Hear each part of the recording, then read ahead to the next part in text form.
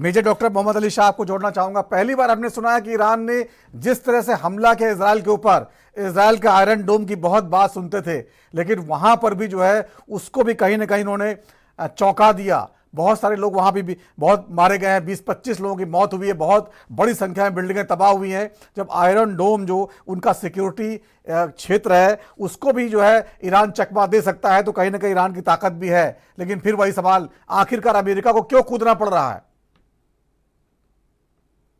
बिल्कुल, देखिए आपका बड़ा अच्छा सवाल है। देखिए G7 का समिट हो रहा था कनाडा में, जब डोनाल्ड ट्रम्प साहब को अचानक वहां से जाना पड़ा और उन्होंने ये बताया कि ये सीज फायर की वजह से नहीं है, और कुछ करने वाले हैं, और ये सीज फायर के लिए बिल्कुल नहीं है।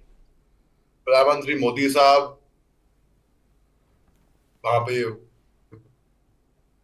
पाकिस्तान G7 का मेंबर भी नहीं है, इसके बावजूद भी एज स्पेशल इनवाइट किया गया था। और हमारे हालात कनाडा से बिगड़े थे जब जस्टिन ट्रूडो की गवर्नमेंट थी वहां पर। अब फिर भी देखिए हालात सही हो गए। अब देखिए, जो मैं आपको बताता हूँ, जो G7 कंट्रीज हैं वो बाकी मुद्दे जैसे कि climate change, world problems, security, अन्य चीजों के बारे में वो देखती है। बल्कि 1973 में ऑयल क्राइसिस हुआ था, बल्कि 25 मई 1973 में अमेरिका की जो सेक्रेटरी ऑफ ट्रेजरी हैं जॉर्ज शिलिट, उन्होंने एक इनफॉर्मल गैदरिंग बनाई थी। एक वैलेरी गिस्कर्ड एस्टैंग, यूनाइटेड किंगडम से एंथनी बार्बर, और जिससे पहले वो एक मीटिंग वॉशिंगटन डीसी में करा सके। तो यूनाइटेड स्टेट्स के प्रेसिडेंट थे रिचर्ड निक्सन, उन्होंने बोला कि व्हाइट हाउस में इसको करते हैं तो ये G7 की बैठक यहाँ पे शुरू हुई।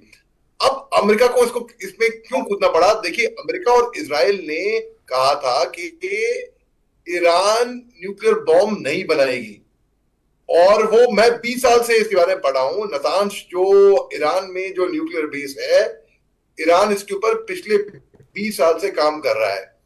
जर्मनी ने भी, जर्मनी के चांसलर जो कि G7 के भी मेंबर है, उन्होंने भी बताया कि ईरान को हक नहीं बनता है कोई न्यूक्लियर पावर बनाने का। लेकिन देखिए, बात ऐसी है कि जब न्यूक्लियर बम पाकिस्तान के पास में है, जो कि नालायक मुल्क है बिल्कुल, हिंदुस्तान के पास में है, अमेरिका के पास में है, चीन के पास में है, नॉर्थ कोरिया के पास में है, रूस के पास में है, कई अन्य देशों के पास में है न्यूक्लियर बम, तो ईरान क्यों नहीं? अब सवाल ये पैदा होता है, सवाल जहां तक मेरी आशंका है, मैं ये समझ पाया हूं कि ईरान इसलिए नहीं क्योंकि लोगों ने न्यूक्लियर शक्ति बनाई है अपने लिए, अपनी सेल्फ डिफेंस के लिए, क्योंकि कोई हमारे से पंगा ना ले। ईरान ने ये घोषित कर दिया था कि जिस दिन ईरान के पास पुख्ता एटम बम न्यूक्लियर पावर शक्ति बन जाएगी, वो पहला काम करेंगे वो जाके इजराइल पे वार बम करेंगे। गिराएंगे। तो ये डिक्लेयर कर चुके हैं, और इजराइल का और अमेरिका का हाथ इजराइल के ऊपर रहा था, है, और शायद रहेगा भी आने वाले भविष्य में। तभी इजराइल इतनी बड़ी शक्ति बन गया। अब ईरान कोई छोटा मुल्क तो है नहीं, कोई गाजा पट्टी तो है नहीं कि इजराइल उसको डिस्ट्रॉय कर दे। अगर ईरान ने आयरन डोम सिस्टम को पारते हुए, को तोड़ते हुए इजराइल के अंदर टेल अवीव के ऊपर, जेरूसलम के ऊपर बड़े बड़े हमले सुनाई दिए हैं, अगर ऐसा, बल्कि इंफॉर्मेशन वॉरफेयर की तो हद नहीं। इंफॉर्मेशन वॉरफेयर जब युद्ध होता है तो बहुत इंफॉर्मेशन वॉरफेयर, तरह तरह की खबरें फैलती हैं, और कौन सी सही है कौन सी गलत है ये वेरीफाई करना बड़ा मुश्किल होता है। तो ईरान, देखिए, ईरान के अंदर बहुत लोगों का ऐसा मानना था कि ईरान की जो एयर डिफेंस सिस्टम थे वो फेल हो गए थे, लेकिन ऐसा नहीं था।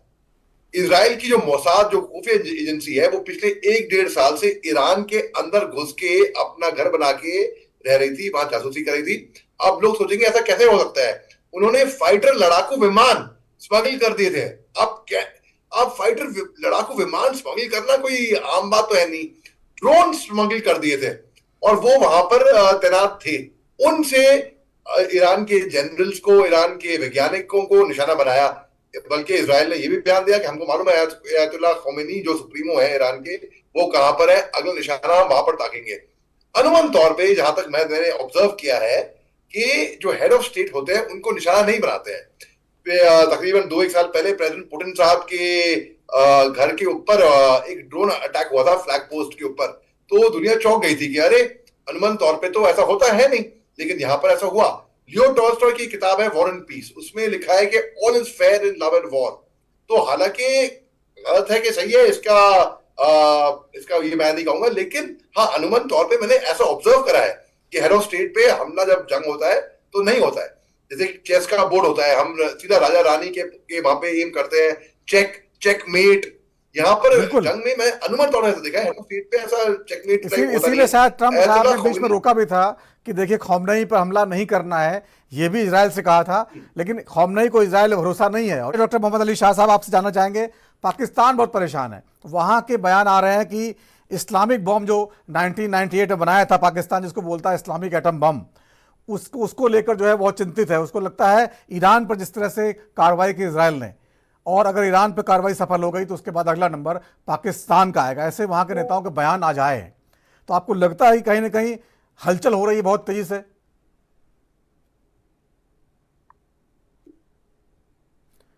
मेजर मेजर आवाज आ रही? मैं आपका जी। सवाल नहीं, आपकी आवाज कट कट के आई थी, माफ मेरा कीजिएगा। सवाल मेरा सवाल पाकिस्तान से जुड़ा हुआ है। पाकिस्तान के नेता जो है, ईरान पर जिस तरह से इजराइल ने कार्रवाई की है, अमेरिका खुल के समर्थन कर रहा है, उसको लेकर वहां भी काफी बयानबाजी हो रही है। और ये कहा जा रहा है कि जो बम पाकिस्तान के पास है, एटम बम, और ईरान जो बनाने की तैयारी कर रहा था, ईरान को परेशान करने के बाद, वहां पर सत्ता पलट करने के बाद अगला नंबर पाकिस्तान का भी हो सकता है। इसलिए पाकिस्तान को भी अलर्ट हो जाना चाहिए, ये वहां की चिंताएं हैं। आप माफ कीजिएगा, वैसे नेटवर्क खराब था, लेकिन जहां तक मैं समझ पाया हूँ वहां तक मेरे को ये ऐसा दिख रहा है कि जैसे कि डॉक्टर मोहम्मद अमीन साहब ने कहा था, मैं इनकी बात से बिल्कुल सहमत हूँ कि इंफॉर्मेशन वॉरफेयर, तरह तरह की खबरें अफवाहें उड़ाई जाती हैं। 2 दिन पहले हम सुन रहे थे कि ऐसी अफवाह भी आई थी कि नेतन्याहू ने इसराइल छोड़ दिया है, तो ऐसे भी हमने सुना, मगर ऐसा कुछ अच्छा, फिर अब हम सुना कि अयतुल्ला खोमेनी ने ईरान छोड़ दिया, शायद रूस में रेफ्यूज ले लिया है। इस तरीके की हम खबरें सुनते थे। अब देखिए, अब जैसे कि आपने शुरुआत की थी कि अमेरिका की एंट्री की बात की थी, या और चीन ने ये साफ कह दिया है कि अगर अमेरिका की एंट्री हुई इसके अंदर डायरेक्टली, तो हम भी इसमें पीछे नहीं हटेंगे। हम भी अब यहाँ पे मैं तो ये कहूंगा कि चीन और रूस की एंट्री हो चुकी है, ऑलरेडी हो चुकी है, मैं ये कहूंगा। और मैं कहूंगा कि बेगानी शादी में अब शादी वाला पाकिस्तान ने अपने एयर डिफेंस सिस्टम एक्टिवेट कर दिए हैं। यार ये तो बता दो किसके खिलाफ है? बिल्कुल, यही यही सवाल था मेरा भी। किसके खिलाफ? इसराइल के खिलाफ, ईरान के खिलाफ। ईरान वही ईरान है हिंदुस्तान के खिलाफ। अरे किसके खिलाफ? अरे किसके खिलाफ? ये मदाहिया बन गया है पाकिस्तान। वो अटेंशन सीकर है, वो देख रहा है कि अच्छा सब यहाँ पे लड़े हैं, मैं क्यों पीछे रहूं, मैं भी यहाँ पे अपना एयर डिफेंस सिस्टम एक्टिवेट करता हूँ। अब आप देखिए, जब क्योंकि यूएस प्रेसिडेंट डोनाल्ड ट्रम्प साहब वापस गए थे G7 को छोड़ के, मैं थोड़ा हल्का सा आपको G7 के बारे में हल्का सा तवज्जो देते हुए ये कहूंगा जी। कि ये बड़ी अहम बैठक हुई थी कनाडा में। इसकी कुछ चलने की वजह थी, क्योंकि एक वजह थी कि हमने अलग सरकार बदली, हमको एक स्पेशल इन्विटेशन दिया।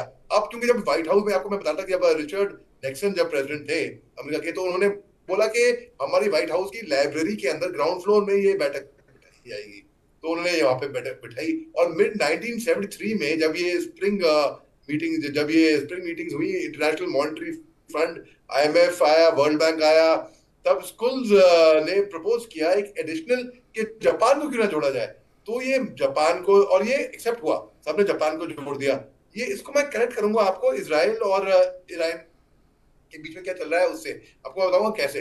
फिर उसके बाद एक इनफॉर्मल गैदरिंग हुई जहां पे सीनियर फाइनेंस ऑफिशियल्स हुए, US, UK, West Germany, Japan, France, वो ग्रुप 5 उनको बुलाया गया।